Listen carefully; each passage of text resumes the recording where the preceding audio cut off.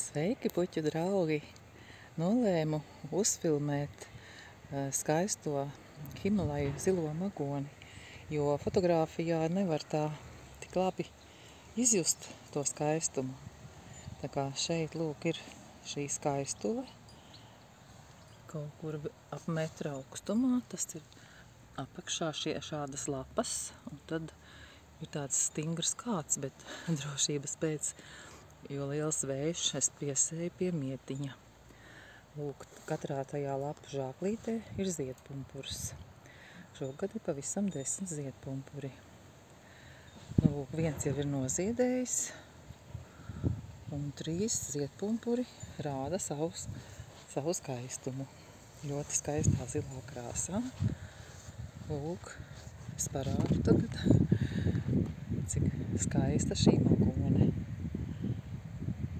Lūk, šāda te. Šo stādiņu maziņu man atveda draudzene no Skotijas. Bija vēl daži stādiņi. Protams, uzdāvināja vēl savam tuvam cilvēkam. Viņai arī šogad zieda 1. gadu. Man jau 2. gadu priecē šis skaistums. Redzat, cik skaisti saulītē rotājās. Lai jums skaista diena!